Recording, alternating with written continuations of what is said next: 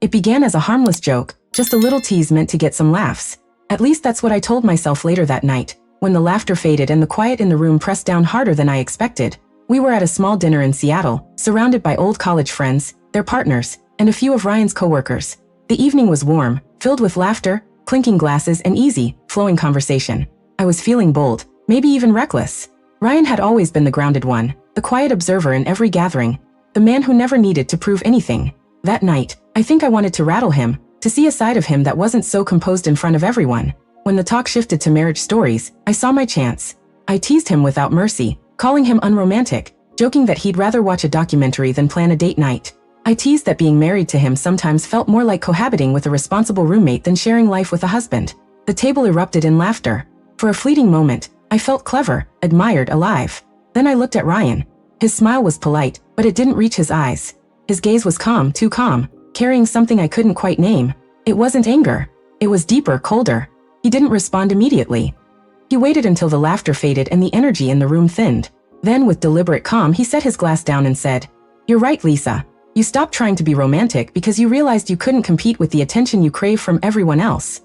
The silence that followed was suffocating.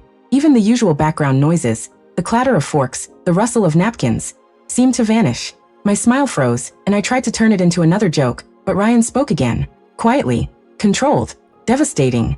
"You've always wanted to make me the punchline so you could feel superior. I didn't marry a performer, Lisa. I married someone I thought respected me. Maybe I was wrong." His voice never rose, which made every word land even harder. Each syllable weighed down on me, quietly shattering something I hadn't realized was fragile. Someone cleared their throat, mumbling something about dessert, but I couldn't meet anyone's eyes. My face burned. My chest tightened. Without another word, Ryan stood and walked to the balcony. I followed after a moment, stepping into the cold night air.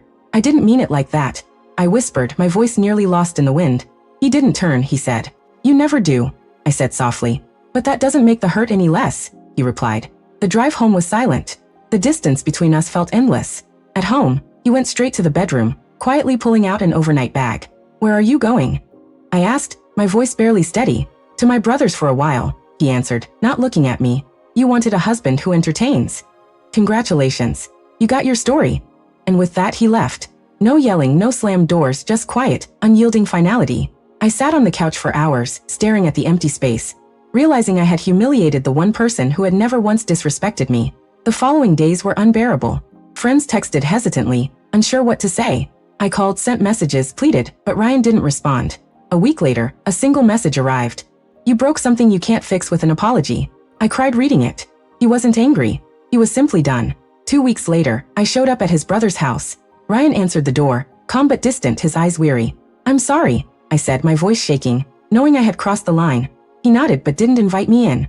"You've always been funny, Lisa," he said softly. "But real love isn't supposed to be a joke." Then he closed the door.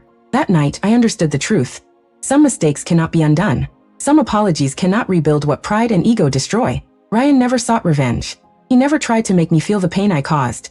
He simply walked away, dignity intact. And in the end, that quiet, unshakable silence became the loudest lesson of all.